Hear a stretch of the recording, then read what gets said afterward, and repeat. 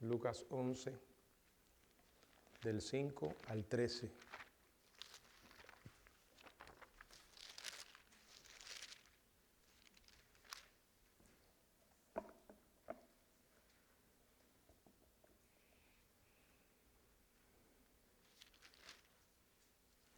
Les dijo también: ¿quién de vosotros que tenga un amigo va a él a medianoche y le dice: amigo, préstame 3 panes, porque un amigo mío ha venido a mí de viaje y no tengo que ponerle delante?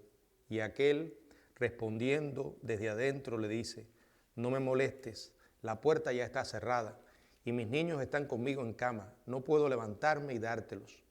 Os digo que aunque no se levante a dárselos por ser su amigo, sin embargo, por su importunidad se levantará y le dará todo lo que necesite. Y yo os digo: pedid y se os dará, buscad y hallaréis, llamad y se os abrirá. Porque todo aquel que pide recibe, y el que busca halla, y al que llama se le abrirá. ¿Qué padre de vosotros, si su hijo le pide pan, le dará una piedra? O si pescado, en lugar de pescado le dará una serpiente. O si le pide un huevo, le dará un escorpión. Pues si vosotros, siendo malos, sabéis dar buenas dádivas a vuestros hijos, cuánto más vuestro Padre Celestial dará el Espíritu Santo a los que se lo pidan. Padre, gracias por hablarnos a través de tu palabra. Aquí estamos, Señor, para escuchar tu voz. Danos, Señor, corazones humildes para recibir tus enseñanzas. Todo lo ponemos en tus manos y confiamos en tu guía. En el nombre de Jesucristo. Amén. Pueden sentarse, hermanos. Continuamos con esta serie de estudios sobre el Evangelio de Lucas y estamos en la parte final de la oración modelo. Y el estudio lo hemos titulado La oración modelo, una gran promesa de Dios. Durante varios viernes hemos estado estudiando la oración modelo tal como aparece en el Evangelio de Lucas. Y aunque hoy no vamos a volver sobre ella de manera específica, siguiendo una secuencia contextual que permanece en el tema de la oración, vamos a cerrar esta serie de análisis sobre la oración modelo con la reflexión de esta gran promesa que el Señor deja en este pasaje que vamos a meditar. Dios es una persona. Dios no es una persona humana, pero es una persona.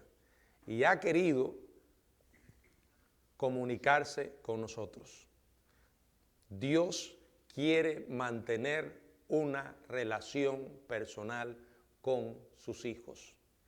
Y para eso, Él nos ha dado la oración para que hablemos con Él y su palabra para Él hablarnos a nosotros. Como hemos estado diciendo, esta oración modelo en la que hemos estado reflexionando y que abarcan los versículos del 2 hasta el 4, nunca tuvo la intención de que nosotros la repitiéramos una y otra vez de una manera mecánica. Al darla a los discípulos, y lo hizo en respuesta a la petición de ellos: Señor, enséñanos a orar. Señor, enséñanos a orar. Entonces Jesús les da este modelo de cómo debe ser toda oración que nosotros tengamos con nuestro Padre. Son pautas generales que podemos seguir, pero no es para ser repetida de una manera mecánica. Sabemos entonces que Dios quiere que nosotros oremos. Dios quiere que nosotros nos comuniquemos con Él. Algunos han dicho: bueno, si ya Dios sabe lo que nosotros necesitamos, ¿por qué debemos pedirlo? Es que la oración no es simplemente para pedir. El pedir, como aquí Él enseña, ¿verdad?, es parte de la oración. Pero la oración no es solo para eso. No debemos ir a Dios simplemente con una mentalidad utilitaria. O sea, voy a Él por lo que Él me va a dar. No, voy a Él porque lo necesito. Voy a Él porque para mí es esencial tener una relación con mi Dios. No puede existir un genuino creyente que no busque relacionarse con su Padre. Cometemos errores, descuidamos esa relación, se nos olvida lo que el mismo Señor dijo: buscad primeramente el reino de Dios y su justicia. Aquí el Señor establece una prioridad básica que no puede ser sustituida por otra. Búsquenme a mí primero, buscad primeramente el reino de Dios y su justicia, y todas las demás cosas os serán añadidas. Bueno, si no obedecemos esto, en esa desobediencia, el orden de los factores sí altera el producto. Si cambiamos, si vamos primero a suplir nuestras necesidades y después, si sobra, buscamos a Dios, ahí sí hay un problema. Estamos desobedeciendo y estamos descuidando lo más importante. ¿Quién es o quién debe ser el más importante para nosotros? El Señor. En consecuencia, ¿qué debe ser lo más importante para nosotros? Nuestra relación con Él. Aunque somos siervos de Dios, en la medida en que nos relacionamos con Él, nos damos cuenta que va adquiriendo una intimidad y una profundidad mayor. Porque esa es la intención que tiene el Señor. ¿Ustedes se acuerdan cuando Jesús promovió a sus discípulos de siervos amigos? Ya no os llamaré siervos, ahora os llamaré amigos. El Señor los promovió de siervos a amigos. Y Él quiere hacer con nosotros exactamente igual. Aunque somos sus siervos, Él quiere tener una intimidad mucho más profunda con todos nosotros. Y eso es imposible alcanzarlo sin oración. Por eso hemos estado meditando todos estos viernes en esta oración que Él dio como modelo. Debemos orar porque Él quiere que oremos. Él nos manda que oremos. Y pagamos un precio muy alto cuando no lo hacemos. En este pasaje Jesús anima a todos los creyentes, a todos los hijos de Dios, a orar. El fragmento tiene varias ideas y quiero que juntos reflexionemos en ellas. La primera, vamos a ver una parábola que ilustra la persistencia al orar. En segundo lugar, vamos a ver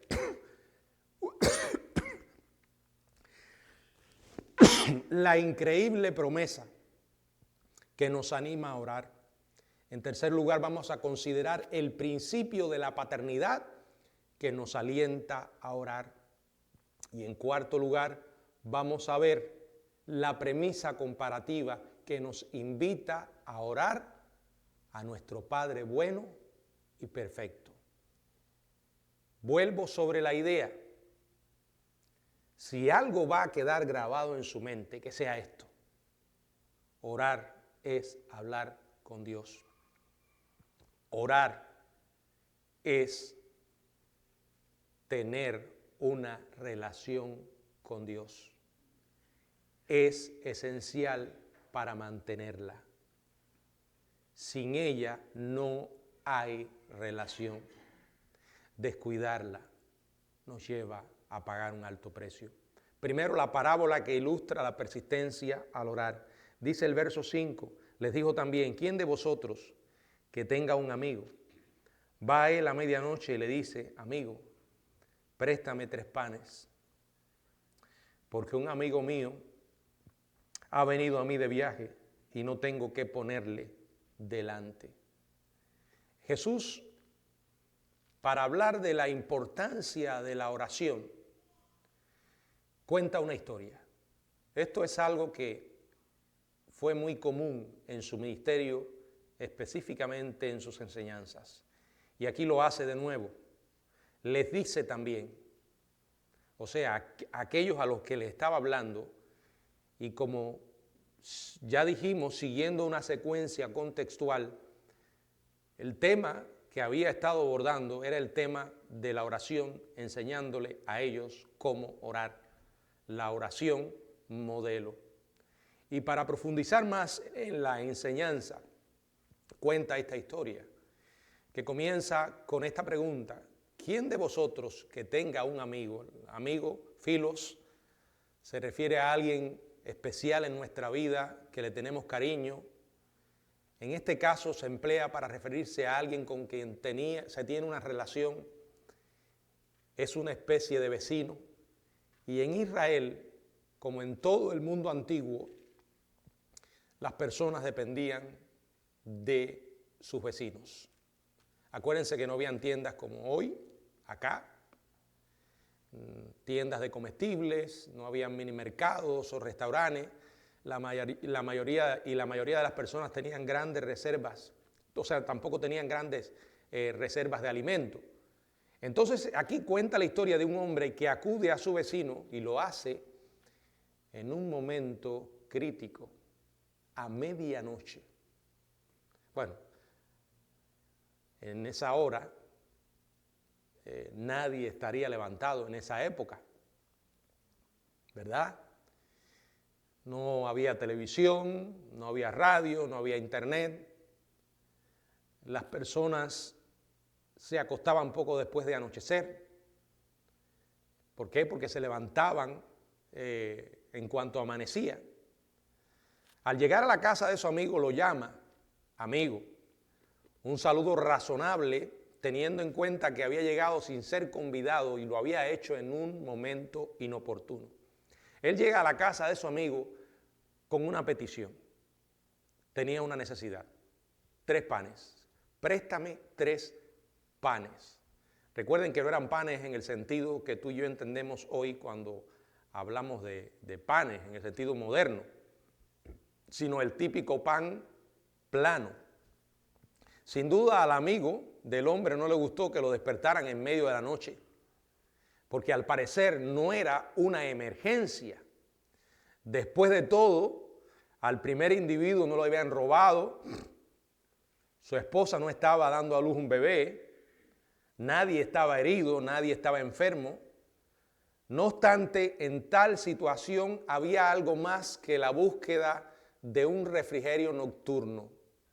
Para este hombre era una emergencia, no física, sino social. Y entonces comienza a explicarle: un amigo mío ha venido a mí de viaje. Bueno, en aquella época viajar de noche era muy común, sobre todo por el intenso calor que hacía. Y otro amigo acaba de llegar a la casa del sujeto. El viajero habría estado hambriento después de su viaje y a tan altas horas de la noche no tenía que ponerle delante para que comiera. Y sobre todo en aquella cultura donde la hospitalidad era considerada un deber social muy importante, y particularmente en Israel. Es decir, que el hombre estaba enfrentando un dilema difícil. Se le presenta la alternativa de ser un mal anfitrión para su huésped que había llegado, al dejarlo pasar hambre, o ser un mal vecino para su amigo al tener que despertarlo en medio de la noche. Y bueno, él decidió la segunda opción, despertar a su vecino en medio de la noche. La respuesta era previsible en este escenario. Desde adentro de la casa de su vecino le responde: no me molestes, la puerta ya está cerrada y mis niños están conmigo en cama y no puedo levantarme y dártelos. Bueno, en aquella época muchas puertas se hacían de material firme, específicamente algunas se construían hasta de hierro mezclado con madera, y al abrir una podría ser algo sumamente bullicioso como para despertar a toda la casa. No tenían W40. Según se acostumbraba, en las viviendas típicas de una habitación de esa época, los niños de este hombre probablemente estaban con él en cama. Era frecuente que toda la familia durmiera en una estirilla grande, por lo que cuando uno se levantaba perturbaba a todos los demás. Por consiguiente le dice, no puedo levantarme y dártelos. Bueno, aquí el Señor omite cualquier otro diálogo. Acuérdense que estas parábolas tenían la intención de transmitir una enseñanza principal. Y con las historias que Jesús contó sucedía esto. Por eso es un esfuerzo inútil y puede llevar a alguien a perder el propósito principal de una historia cuando queremos encontrarle significado a cada detalle de la parábola. Y Jesús se enfoca en el aspecto principal de su enseñanza. Dice aquí, os digo, verso 8, que aunque no se levante a dárselo por ser su amigo, sin embargo, por su importunidad se levantará y le dará todo lo que necesite. O sea, a pesar de este rechazo inicial, el primer hombre se negó de manera obstinada a renunciar. No se iba a ir con las manos vacías. Al final su amigo comprende que el persistente diálogo iba a llevar a que todos se despertaran, especialmente sus hijos.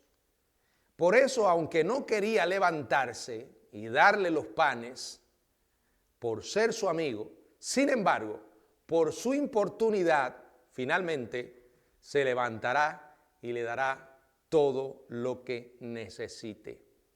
La imprudencia del hombre triunfó sobre la amistad. O sea, la imprudencia triunfó donde la amistad fracasó. Y la comida que necesitaba fue puesta delante de su invitado. Aquí encontramos esta parábola que tiene el objetivo de ilustrar la persistencia al orar. Ahora vamos a considerar, y siguiendo el análisis, después de contar esta historia, la increíble promesa que nos anima a orar. Antes de entrar a considerarla, recordemos quién está hablando. El mismo que comenzó en el capítulo 11 a responder la petición de los discípulos, Señor, enséñanos a orar, como también Juan enseñó a sus discípulos. Y dice el verso 2, y les dijo, ¿quién? Jesús. Aquí está hablando Jesús. Todo lo que dijo en la oración modelo lo dice Jesús. Y todo lo que dice después lo dice Jesús. Dios directamente nos está diciendo lo importante que es para Él y debe ser para nosotros la oración. Y para animarles, les da una extraordinaria promesa. Verso 9, y yo os digo, Jesús, Dios manifestado en carne, el Dios que tiene toda autoridad en el cielo y en la tierra. El Dios que dijo, y ahora todo lo que pidiereis en mi nombre, yo os daré. Dice en el verso 9 y 10, yo os digo, no es un predicador, no es un maestro de Biblia simplemente, no es simplemente un ser humano, es Dios. Y yo os digo, pedid y se os dará, buscad y hallaréis, llamad y se os abrirá, porque todo aquel que pide, recibe, y el que busca, halla, y al que llama, se le abrirá. Esto es una promesa tremenda. Y es triste que a veces el pueblo de Dios no le haya dado la importancia gloriosa que tiene. Esto es para probar y saborear, deleitarnos en lo que nuestro Dios nos está prometiendo. Porque no se trata solo de lo que dice, sino, como ya dije, de quién lo dice. Usted y yo podemos hacerle una promesa a otra persona y podemos tener las mejores intenciones de cumplirla, pero podemos fallar también.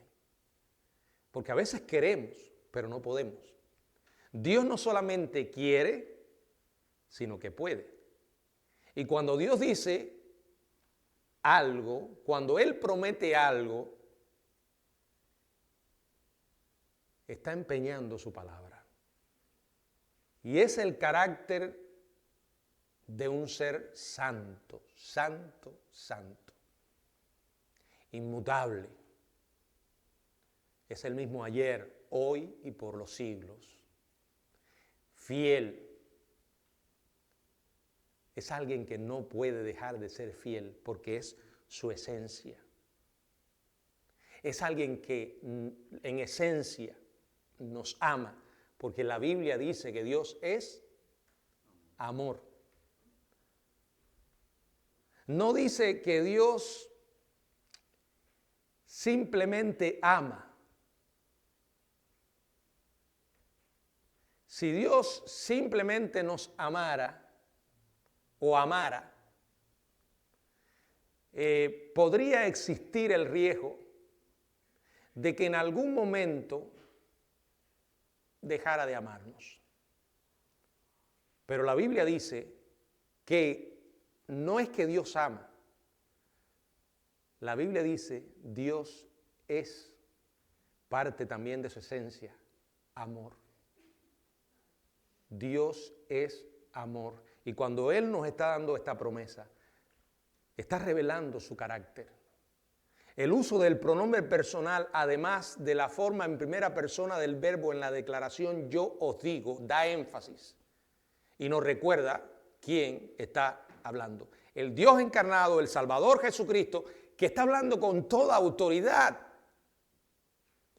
con el uso de 3 verbos imperativos en tiempo presente. Él da una orden, se las dio a ellos, nos la da a nosotros. Y es a acometer de forma atrevida y agresiva contra las puertas del cielo. Oren. Miren cómo lo dice. Pedid, buscad, llamad. Están indicando una actividad cada vez más intensa. Y entonces viene la promesa. Para cada una de estas 3 palabras, pedid, buscad, llamad, Él entonces profundiza un poco más.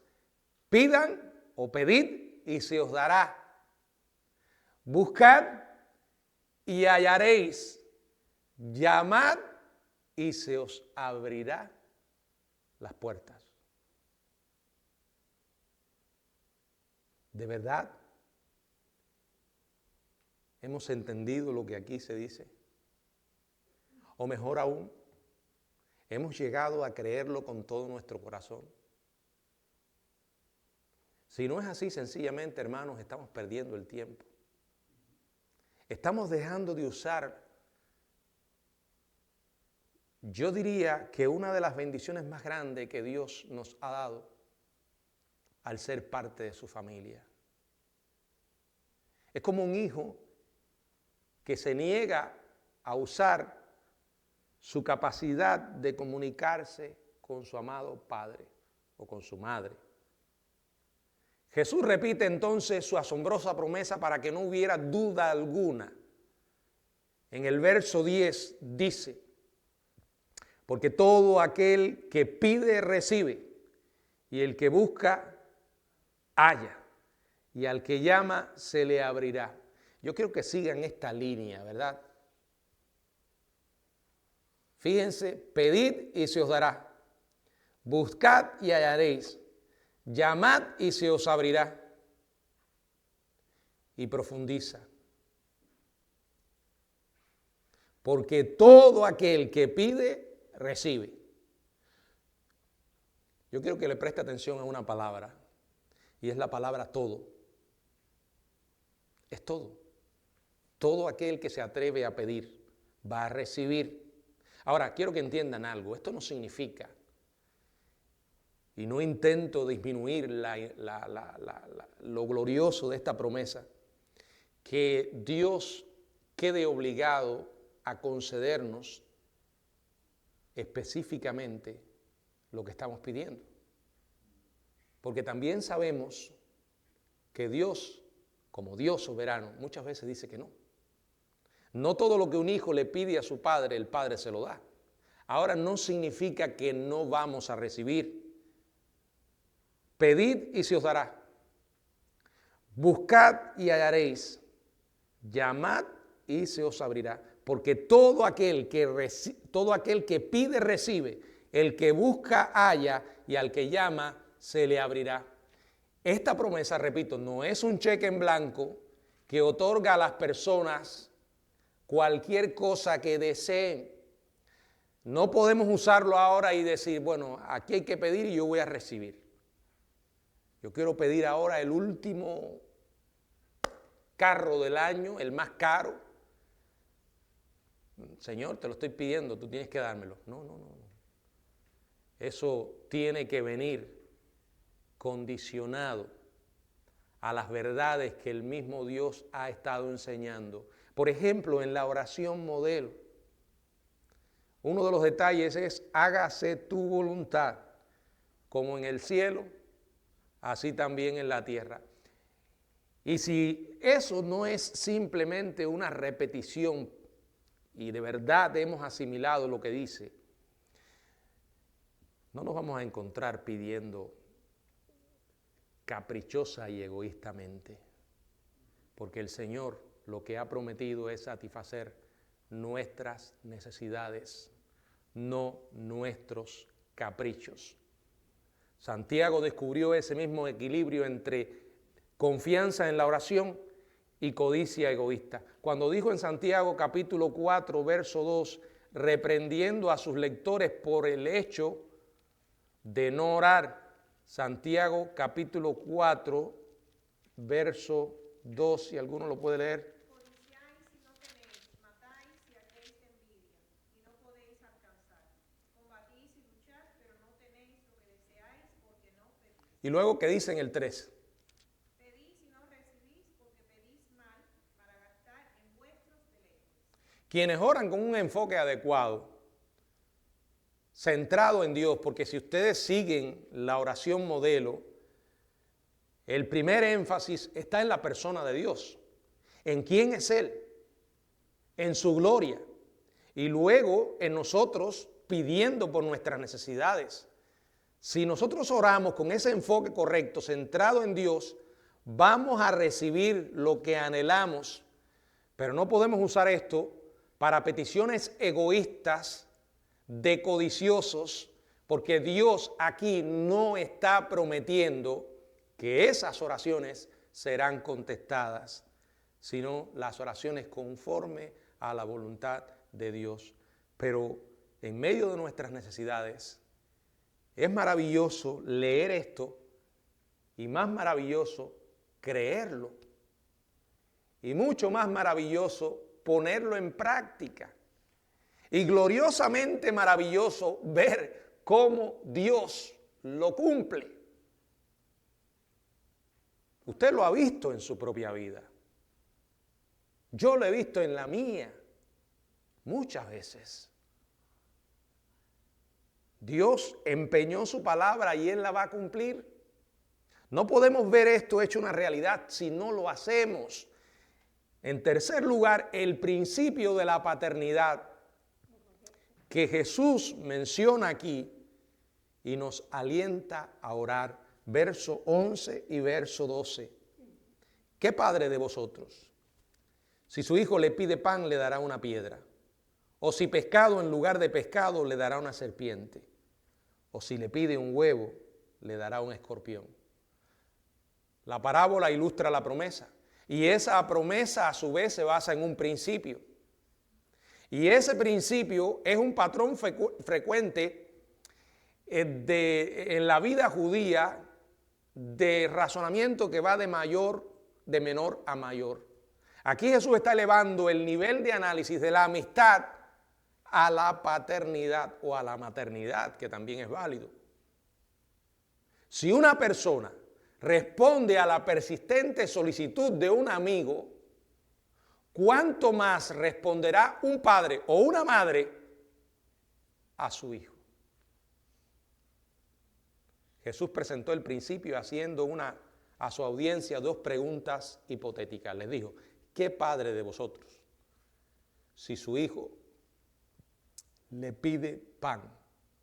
Y es interesante porque él había dicho en el verso 3, cuando los enseñó a orar, les dijo que debían orar de esta manera: el pan nuestro de cada día, dánoslo hoy.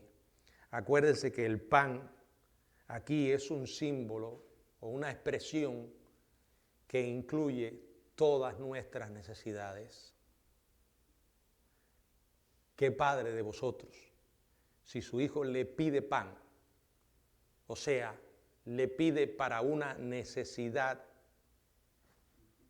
Porque se debe esperar que los hijos vayan a sus padres en medio de cualquier necesidad. Entienden que tienen una relación con ellos, una relación basada en el amor, el cuidado, la responsabilidad, el afecto, una relación basada en la confianza, donde esperan recibir lo que pidan. Por consiguiente, si a un padre su hijo le pide pescado, en lugar de pescado le dará una serpiente. Bueno, ningún padre normal remediaría el hambre de su hijo dándole una serpiente mortal a cambio de un pescado que le pidió. Tampoco ningún padre normal, si le pide un huevo, le va a dar un escorpión, una criatura desagradable, peligrosa. O le va a dar una piedra en vez de pan, como dice Mateo en el capítulo 7, en el verso 9, dice: ¿qué hombre hay de vosotros que si su hijo le pide pan, le dará una piedra? La respuesta obvia a estas preguntas de Cristo, ¿cuál es? No. Por el principio de que los padres, verdaderos padres, cuidan de sus hijos y con amor están dispuestos a suplir sus necesidades. Ahora, Dios, decimos, lo creemos. Estamos acá porque un día oímos el Evangelio y entramos en la familia de Dios. Dios es nuestro Padre.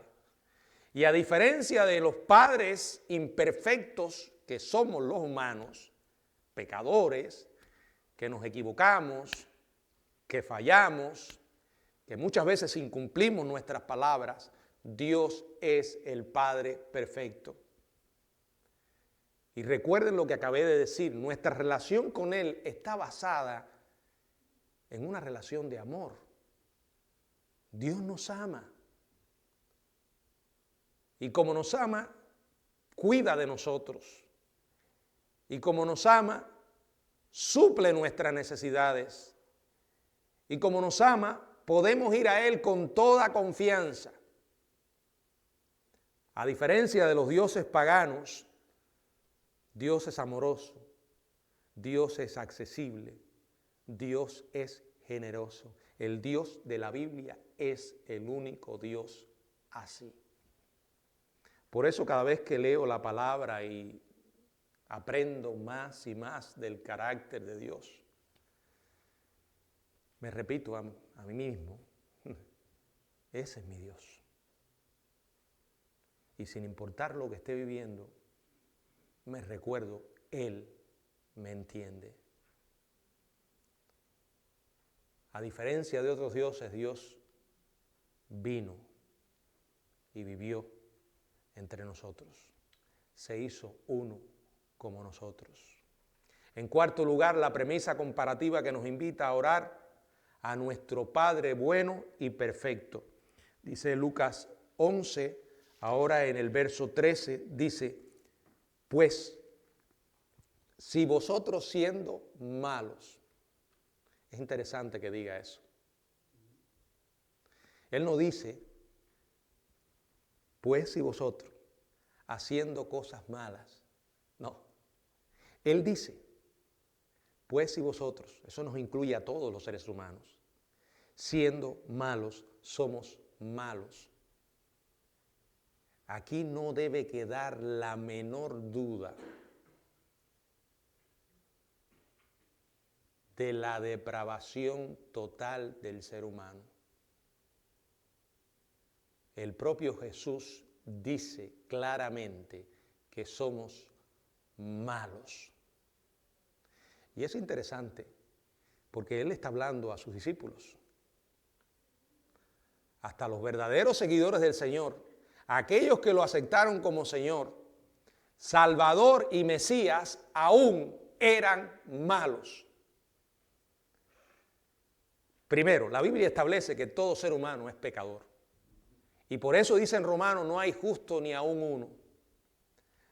Es cierto que cuando conocemos a Cristo, Dios nos mira como buenos en Cristo.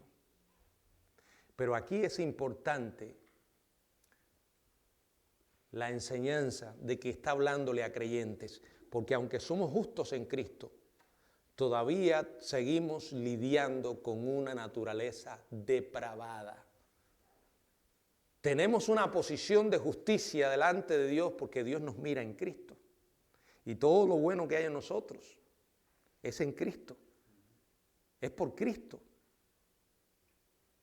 Y créanme, a los ojos del mundo la gente hace cosas buenas.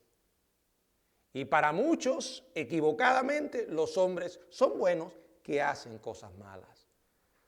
No, porque para Dios las cosas buenas son aquellas que vienen como resultado de la genuina fe, como resultado de una relación con Él. Toda nuestra justicia, dice la Biblia, es como trapos de inmundicia. Aquí Él dice claramente, siendo malos. Y repito, es interesante que Él no diga, ustedes que hacen lo malo. Él dice, ustedes que son malos. Aunque estén redimidos, aunque estemos perdonados, el pecado sigue siendo un poderoso principio que actúa con nosotros y el Señor quiere que estemos conscientes de esa realidad. Todos tenemos problemas con nuestra naturaleza pecadora y si usted lo ignora, léase Romanos 7 del 14 al 25. Todos los días nos buscamos problemas por esa naturaleza. ¿Y hasta cuándo será eso? Hasta el último aliento. Mientras estemos de este lado, estaremos librando esa batalla. Qué bueno es saber que Dios nos mira como realmente somos. Que Él nos mira en Cristo. Por eso no podemos hacer absolutamente nada. Primero, no pudimos hacer absolutamente nada para que Él nos amara. Porque en realidad no había en nosotros nada que motivara ese amor. Todo lo contrario. Y no habrá nada que podamos hacer o que hagamos que haga que Dios deje de amarnos o que nos ame menos. Acuérdense que no es que Dios ama, es amor. Y como en esencia es amor, entonces Dios ama. Es su carácter. A mí me da una profunda paz saber esto. Ahora Él dice, ustedes siendo malos, nosotros como padres humanos sabemos dar buenas dádivas a nuestros hijos. Incluso los incrédulos, los padres incrédulos aman a sus hijos. Son amables con ellos, proveen para sus necesidades. Más de una vez he oído historias de gente desde la óptica humana sumamente malos. Asesinos, dueños, o sea, jefes de mafia, que con su familia es intocable, ¿verdad? no dudo que tengan amor por sus hijos. Si nosotros, siendo malos, sabemos dar buenas dádivas a nuestros hijos, imagínense el Dios santo, justo, perfecto, amoroso. Fíjense cómo Él lo dice. ¿Cuánto más? O sea, el razonamiento de menor a mayor. Los menores, los padres humanos que somos pecadores, que amamos de manera imperfecta, que no tenemos sabiduría para saber qué es lo mejor para nuestros hijos. Nos equivocamos muchísimas veces. A pesar de eso, suplimos con cariño las necesidades de nuestros hijos. ¿Cuánto más aquel que es absolutamente santo, aquel que ama a la perfección, como dice Juan, capítulo 13, verso 1, antes de la fiesta de la Pascua, sabiendo Jesús que su hora había llegado para que pasase de este mundo al Padre, como había amado a los suyos que estaban en el mundo, los amó hasta el fin. Él que tiene infinita sabiduría para dar lo mejor a sus propios hijos. El salmista lo dijo de esta manera: no quitará el bien a los que andan en integridad. Salmo 84, 11. Entonces Jesús concluye este punto prometiendo que el Padre Celestial de los creyentes dará el Espíritu Santo a los que se lo pidan. Hay algo que quiero llamar la atención, porque esto es una declaración intrigante. Difiere de la enseñanza que el Señor hace de esta misma verdad en otra ocasión. Leamos cómo lo relata Mateo. Si alguien puede buscar Mateo 7:11. Y comparemos lo que dice Mateo 7:11 con esto que dice aquí: dará el Espíritu Santo a los que se lo pidan. ¿Qué dice Mateo 7:11? Pues si vivimos siendo malos, sabéis dar buenas dádivas a vuestros hijos, ¿cuánto más vuestro Padre que está en los cielos dará buenas cosas a los que le piden? Dará buenas cosas. En este pasaje Jesús habla del Padre que da buenas cosas. O sea, el Padre da lo bueno. Pero aquí amplía el tema. Amplía eso que habló en Mateo 7:11 y habla que Dios da el Espíritu. O sea, el Espíritu que es la fuente de toda bondad y bendición para que viva dentro de cada creyente. Aquí la enseñanza es que cuando pedimos un regalo, una petición pidiendo por nuestra necesidad, Dios nos otorga al dador. Quienes piden un efecto, Él les provee la causa. Quienes piden un producto, Él les concede la fuente. A quienes buscan consuelo, Él les entrega el consolador. A los que buscan poder, le da la fuente del poder. A los que buscan ayuda, les da el ayudador. A aquellos que andan tras la verdad, le da el Espíritu de verdad. ¿Se dan cuenta hasta dónde va nuestro Padre? Amados, Dios permita que nosotros podamos entender la importancia de la oración. Es algo que no podemos negociar y no hay atajos. Ese es el camino para ir a Dios. Si tú no estás orando, no tienes una relación con Dios. No la tienes. En consecuencia, es de esperar que tampoco leas la Biblia. No se puede ser cristiano sin orar y sin leer la Biblia. No lo digo yo. Aquí en cuanto al tema de la oración lo dice Jesús. Y quiero terminar con esta historia. En cierta ocasión, un hijo que solía asistir a la iglesia con su padre recién convertido, estaba preocupado porque su padre había enfermado.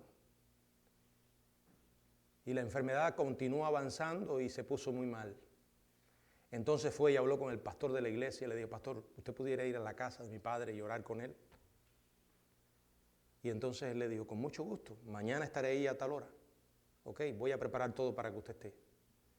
Allí fue el pastor, y cuando llegó al cuarto donde estaba el anciano, le llamó la atención que junto a su lecho había una silla.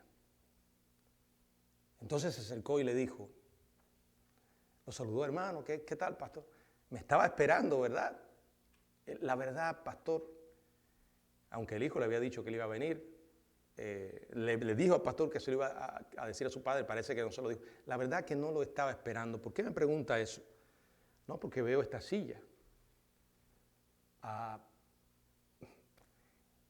Esa silla no es para usted. Le voy a explicar qué es esa silla. Mire, cuando conocí a Jesucristo, que no hace mucho tiempo, llegué a los caminos del Señor ya siendo una persona mayor, y me comenzaron a enseñar acerca de la oración. Tuve muchos problemas para lograr convertirla en una práctica en mi vida. Y en una ocasión, un hermano que me comenzó a enseñar la palabra, me estaba discipulando. Él me estaba hablando de la oración y yo le dije: mira, fulano, tengo problemas, no logro crearme el hábito de orar, se me hace difícil. Y entonces el hermano le dijo: pero fulano, ¿por qué? Mira, orar es simplemente hablar con Dios. Es más, te voy a recomendar esto. Pon una silla e imagina que ahí está sentado Jesús y que tú estás conversando con Él. A partir de ese momento puse la silla y comencé a practicar la oración de esa manera. Siempre teniendo mucho cuidado de que mis hijos no me vean, no vayan a pensar que estoy loco, hablando con una silla. Y le dijo: hermano pastor, esto ha sido una enorme bendición para mi vida. Imaginar que Jesús está allí, sentado, escuchando cómo hablo con Él. El pastor se quedó realmente impactado por aquello. Le dijo: hermano, siga haciéndolo. Siga usando el método de la silla. Oró con él y se fue. Al poco tiempo, llamaron al pastor para decirle que el anciano había muerto. Entonces el pastor le dijo: ¿y cómo fueron sus últimos momentos? Bueno, él cuando estaba muy mal, tuvimos que dejarlo por un momento, y cuando regresamos estaba arrodillado con la cabeza encima de la silla. No sé por qué hizo eso, pastor. Y él le dijo: yo sí sé por qué él lo hizo. Sabiendo que iba a morir, puso su cabeza en el regazo de Jesús. Esa es la oración. Una relación tan, pero tan personal e íntima que nada ni nadie puede sustituir en esta tierra. Y si como iglesia no estamos recibiendo más bendiciones, es porque no hemos tomado en serio esto. Y si no recibimos más bendiciones personales, es porque no tomamos en serio esto. Nuestro Dios es real, hermanos. Es real. Recuerden que un día lo veremos cara a cara. Ya no tendremos que usar la fe. Pero mientras no llegue ese día, la oración es el medio para estar cerca de Él todos los días. Si se le hace difícil orar, búsquese una silla. Vamos a terminar y lo haremos cantando la alabanza final.